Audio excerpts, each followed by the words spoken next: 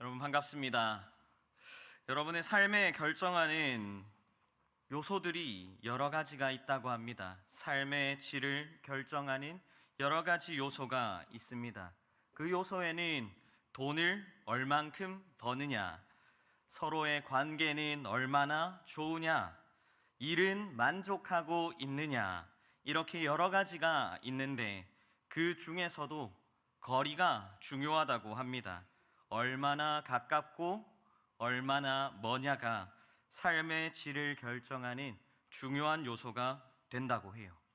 우리가 잘 알듯이 역세권은 늘 비쌉니다. 왜냐하면 여기랑 가까우면 삶의 질이 높아진대요. 그래서 여러 가지의 말이 생겼습니다. 맥세권이라는 말을 들어보셨을까요? 맥도날드랑 가까운 곳에 살면 맥세권이라고 해요. 그리고 스세권이라는 것도 있습니다. 스타벅스랑 가까우면 삶의 질이 올라간대요. 그리고 이 모든 것을 슬리퍼 신고 다닐 정도로 가까운 거리에 있으면 슬세권이라고 합니다. 중요한 무언가가 거리와 가까우면 삶의 질이 높아진대요.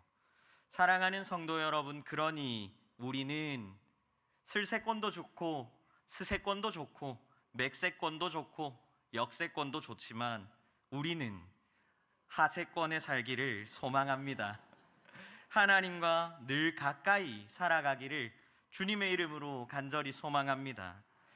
하나님과 가까이 하면 모든 것이 복이 됩니다. 주님이 복의 근원이시기 때문입니다. 그래서 이번 고난주일과 부활주일을 앞둔 종료주일 오후 예배 시간에 함께 기억을 공유하다라는 제목으로 주님의 은혜를 누리고자 합니다. 주님을 가까이 함, 그리고 주가 우리에게 남기신 귀한 기억을 함께 공유하며 서로가 서로에게 힘이 되어주고 서로가 서로에게 위로가 되어주는 주의 몸된 울산교회가 되기를 주님의 이름으로 간절히 축복합니다. 오늘 우리가 나눌 예수님의 행보 그 첫 구절은 이렇게 시작합니다. 예루살렘으로 올라가는 길에 예수님께서 그들 앞에 서서 가시는데 라고 시작을 해요. 굉장히 짧은 구절이지만 마가복음 전체를 놓고 본다면 특별하게 읽어집니다. 왜냐하면 마가복음 1장 17절에서 예수님은 제자들을 향해 나를 따라오라 라고 부르시면서 제자들과 늘 동행하셨습니다. 그렇게 예수님과 제자들의 여행길은 시작되지만 이제껏 한 번도 예수님은 목적지를 밝혀주진 않았습니다. 그러다가 처음으로 목적지가 나오는 구절이 이 구절이에요. 목적지가 나왔다는 것은 이 여행에 있어서 뭔가 극적인 변화가 있을 것을 알려주기도 합니다. 변화의 조짐을 마가복음에서 예수님께서 그들 앞에 서서라고 기록하고 있어요. 이 구절을 그냥 슥 지나면 특별하게 읽어지진 않습니다. 하등 특별한 게 없는 것 같아요. 그런데 상상을 해보면서 들어봅시다. 상상을 해보는 거예요. 예수님은 약 3년 동안 제자들과 말 그대로 동고동락을 했습니다. 함께 웃고 함께 슬퍼하며 함께 먹고 함께 자고 함께 사역했습니다.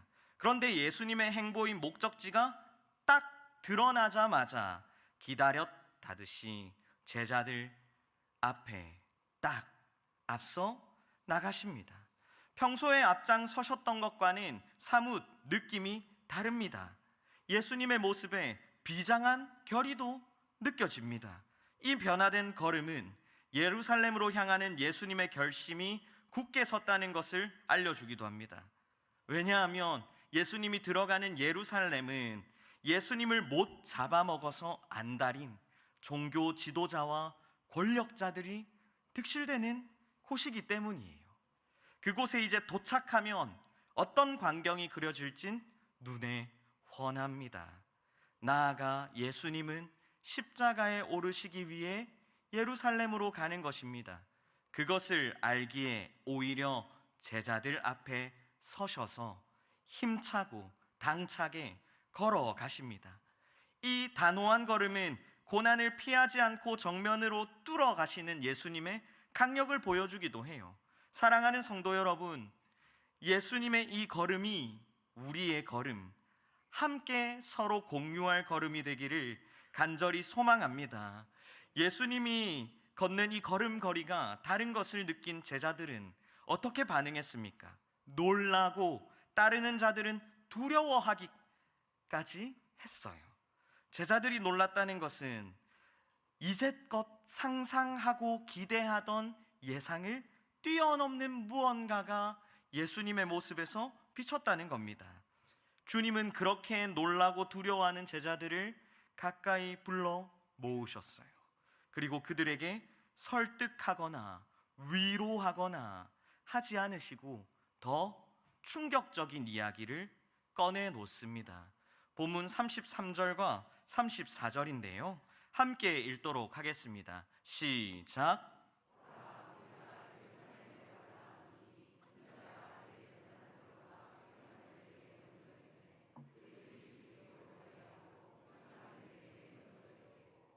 그들은 능욕하고 침 뱉으며 채찍질하고 죽일 것이나 그는 3일 만에 살아나리라 하시니라. 아멘. 이 구절은 순환 예고라고 불립니다.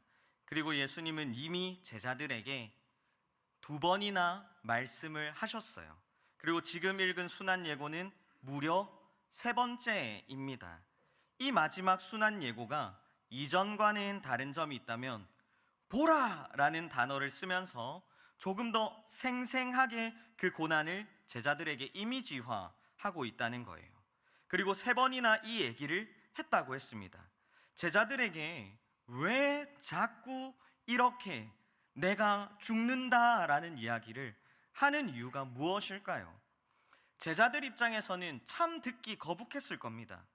예수님께서 계속 죽는데요. 예수님께서 3차례나 자신이 죽는다고 말씀하십니다. 어땠을까요? 옆에서 죽는다 말하는 사람이 있으면 참 불편합니다. 버거워요. 죽겠다 하면 짜증이 나기도 합니다. 제자들도 짜증이 날 수 있어요. 설령 진짜 죽는다 하더라도 한 번만 얘기해도 족할 텐데 불길하게 굳이 그렇게 꼭 얘기를 여러 번 해야 하나 싶을 수도 있죠. 반대로 예수님 입장에서는 참 답답했을 겁니다. 2번, 3번 죽는다고 말하는 사람, 예수님 입장에서 생각해 보면 제자들은 어떻습니까? 답이 없는 사람들이에요. 한마디면 척척 알아듣고 다 알아서 움직이는 똘똘한 제자들은 아닌 것 같습니다. 예수님이 죽는다 하면 그 죽음이 무엇을 의미하는지 물어볼 법도 한데 그냥 그러려니 하는 제자들이 참 답답했을 것 같아요. 그럼에도 예수님께서 자꾸만 반복해서 말씀해 주시는 이유는 스승이신 예수님의 운명을 제자들과 함께 공유하기 위함이지 않을까 합니다. 죽음까지는 지금 당장 공유할 순 없더라도 스승이신 예수님이 걸어간 그 길을 제자들이 같이 걸어가기를 원함이지 않을까 합니다. 하지만 여러분, 우리는 복음서를 읽어나가다 보면 이 제자들이 늘 기대에 못 미치는 것을 보게 됩니다. 예수님의 제자라는 영광스러운 이름은 있는데 언제나 예수님의 말씀은 제대로 알아듣지 못하고 그분의 마음을 늘 비껴나가는 부족한 모습을 봅니다. 꼼꼼히 살펴보진 못하더라도 이 제자들이 얼마나 모자랐는지를 예수님이 했던 순환 예고들을 잠깐 살펴보면서 알아보도록 하겠습니다. 먼저 첫 번째 순환 예고인 마가복음 8장 31절과 32절 말씀입니다. 함께 읽겠습니다. 시작. 인자가 많은 고난을 받고 장로들과 대제사장들과 서기관들에게 버림받아 죽임을 당하고 사흘 만에 살아나야 할 것을 비로소 그들에게 가르치시되 드러내놓고 이 말씀을 하시니 베드로가 예수를 붙들고 항변하매. 개역개정은 굉장히 점잖게 번역했습니다. 붙들고 항변하다라고요. 그런데 이 항변하다라고 번역된 단어는 사실 비난하다, 꾸짖다라는 의미를 가진 원어입니다. 그래서 우리 정서대로 초월 번역을 하면은 정신 차려 이 자식아가 될 것 같아요. 지금 베드로는 스승인 예수님의 이제 옷깃을 붙잡았겠죠. 붙들었겠죠. 이렇게 붙들면서 정신 차려 이거사, 이 각박한 세상 속에서 계속 죽는다고 하면 어떡하니, 이렇게 했을 거예요. 어째 살려고, 산다 해야지 막 했을 거예요. 스승과 제자 사이입니다. 스승이 이제서야 내가 죽을 것을 가르쳐 주었어요. 난 죽고 3일 만에 부활할 것이다. 비로소 예수님이 오신 목적을 알려줍니다.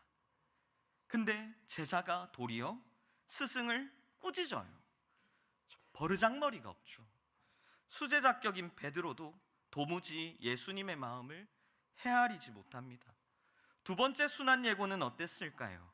마가복음 9장 31절과 32절 말씀입니다. 이번에 제자들은 깨닫지 못할 뿐더러 두려워서 아예 더 알려고도 하지 않아요. 함께 읽겠습니다. 시작.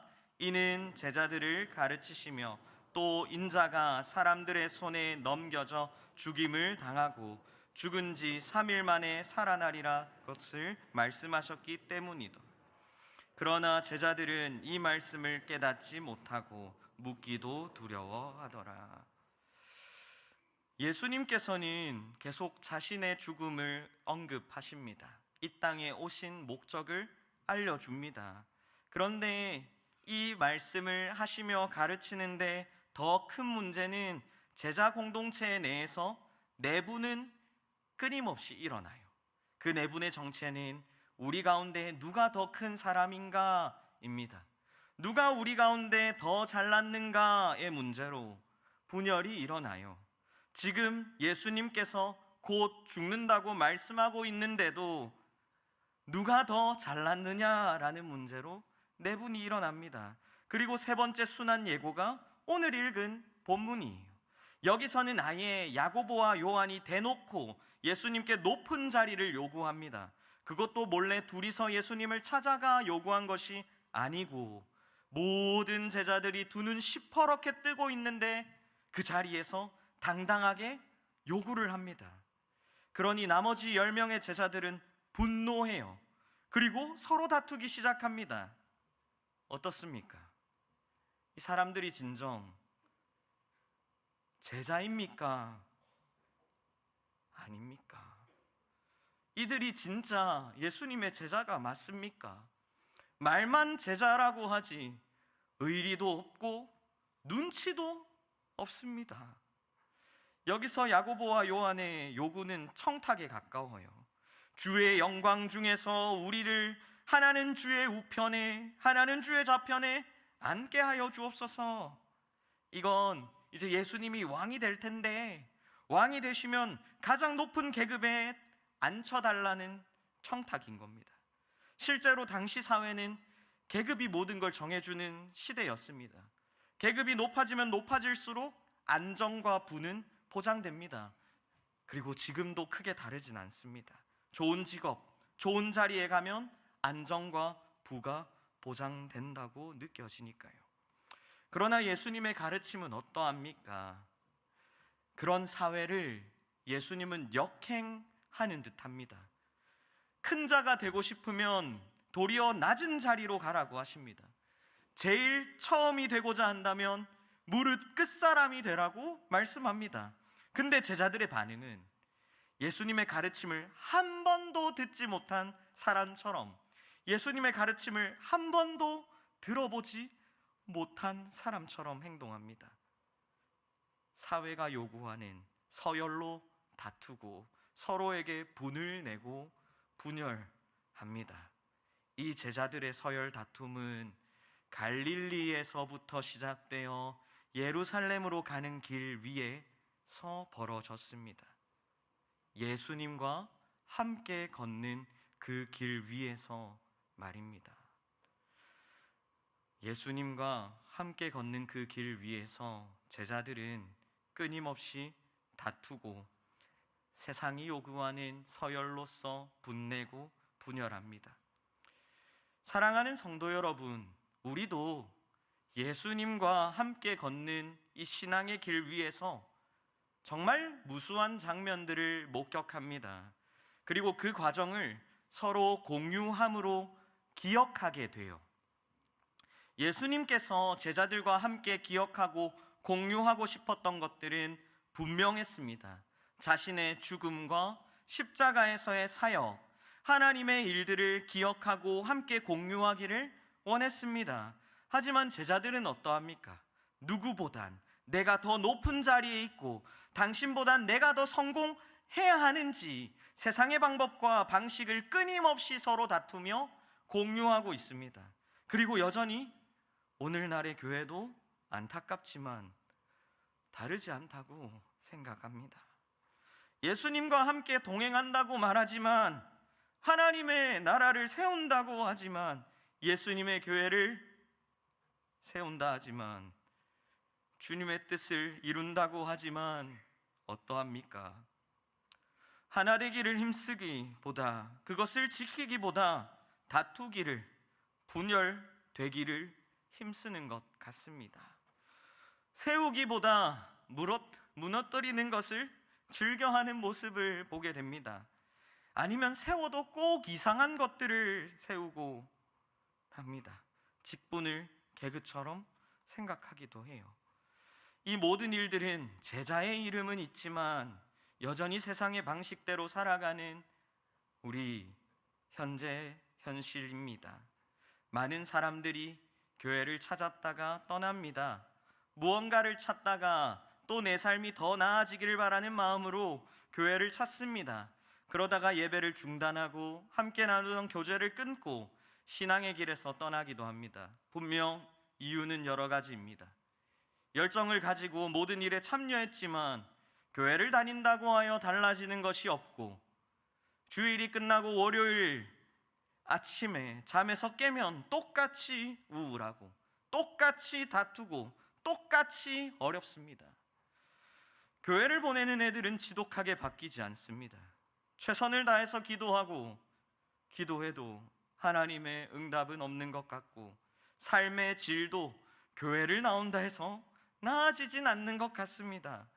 그래서 주일 교회에 나오는 사람들의 얼굴을 유심히 살펴보면 아침에 서로 짜증을 낸 사람들, 주중에 마친 일을 어떻게든 마무리하기 위해 애쓰던 사람들, 슬픔이나 후회로 토요일 밤 꼴딱 세우고 뒤척이다 나온 사람들, 누군가는 주보를 보면서 오타를 찾아 혀를 차는 사람들, 그러니 이런 사람들 사이에서 현실을 바라보면 더 나은 삶을 찾는 게 불가능해 보이기도 합니다. 여러분은 어떠합니까? 여러분들은 교회에 나오면서 여러분의 삶이 나아질 것이라고 생각하십니까?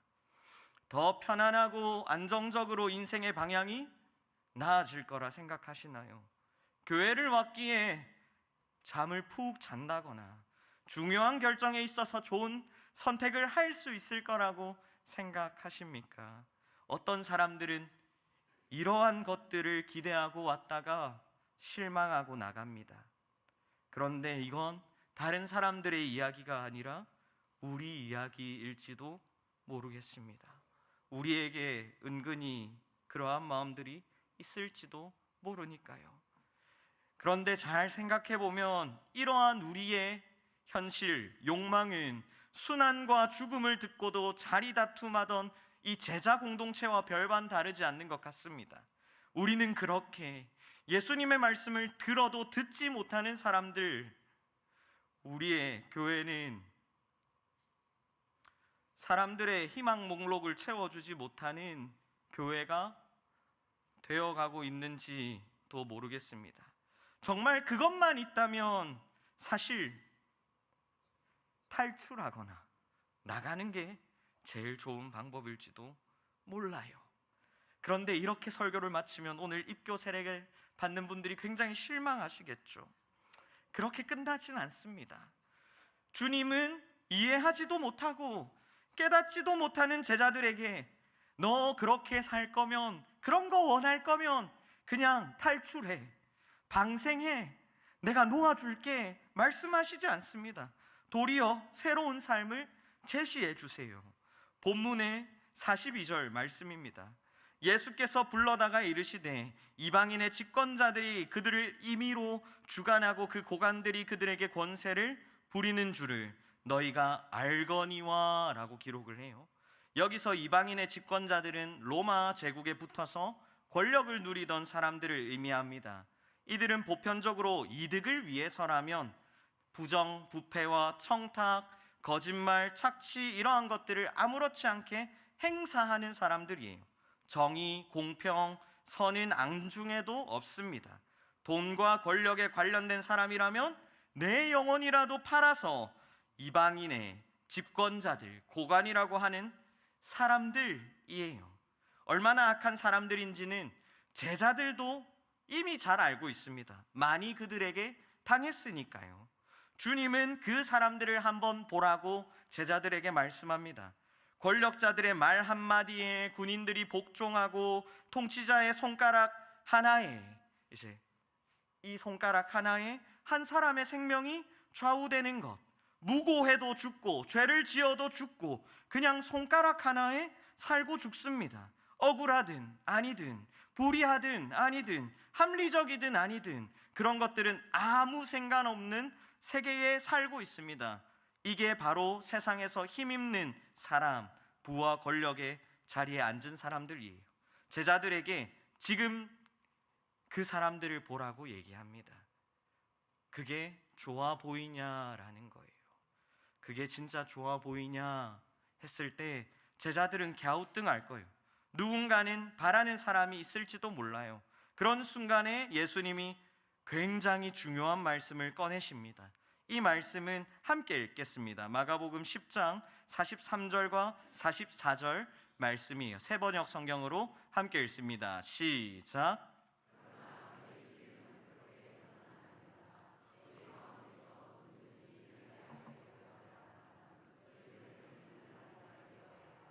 너희 가운데서 누구든지 으뜸이 되고자 하는 사람은 모든 사람의 종이 되어야 한다.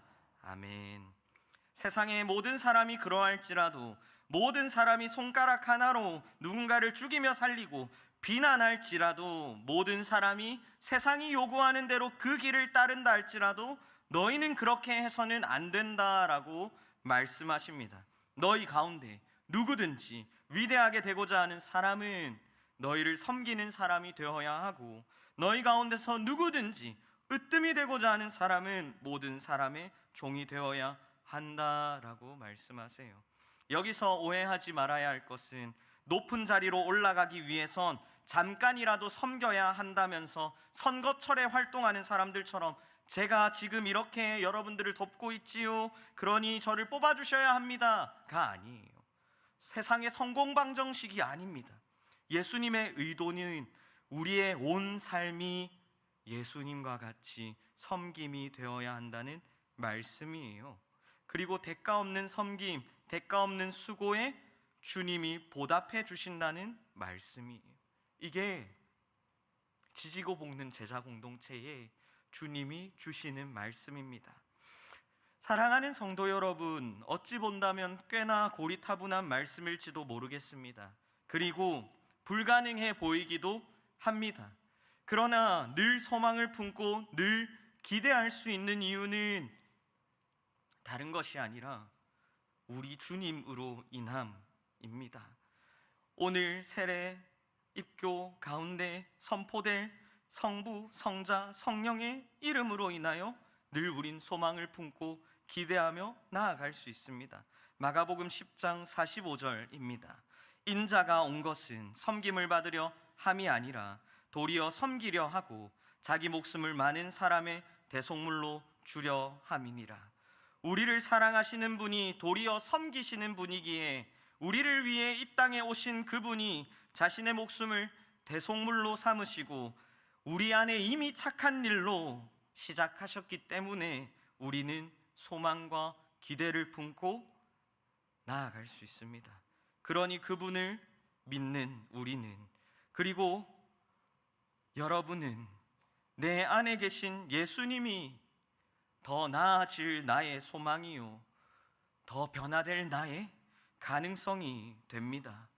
보십시오. 주님은 놀랍게도 세리를 제자로 만드신 분입니다. 주님은 놀랍게도 죄인을 의인으로 만드신 분입니다. 주님은 어둠을 빛으로 바꾸시며 죽음을 생명으로 바꾸신 분입니다.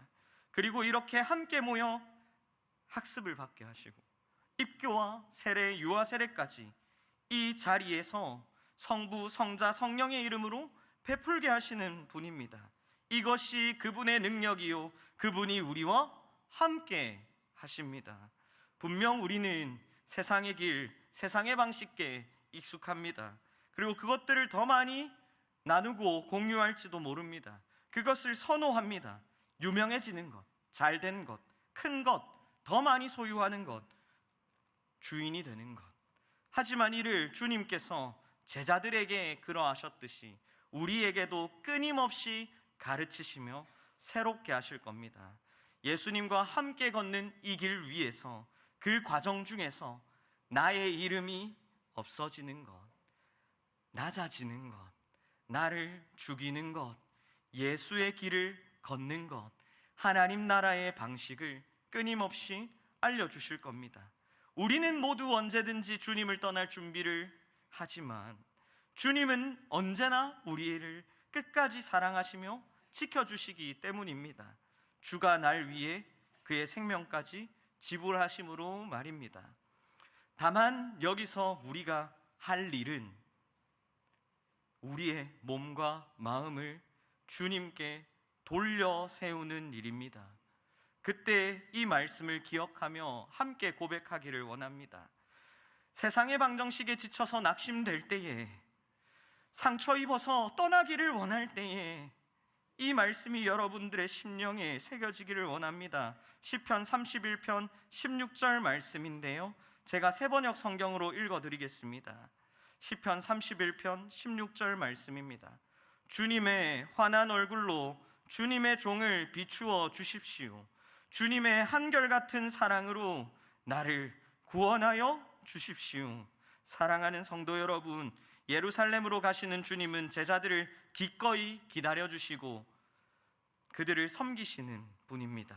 그들이 비록 엉뚱하고 모자라고 욕심도 많지만 주님은 이런 사람들 곁에서 동행하고 기꺼이 대화하며 설득하고 함께 그 길을 걸어가십니다.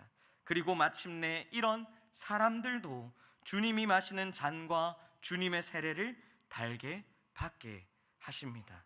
이 기다림과 사랑은 12 제자에게만 해당한 것은 아닙니다. 여기에 모인 우리 모두 다 주님의 오래 참고 자비하신 사랑 안에 부르심 받은 줄로 믿습니다. 그 부르심 속에서 우리의 몸과 마음을 주님께로 돌리고 함께 주가 우리에게 행하신, 주가 우리에게 이루실 그 구원의 기억을 공유하는 저와 여러분이 되기를, 그리고 다가오는 고난주간과 부활주일이 되기를 주님의 이름으로 축복합니다.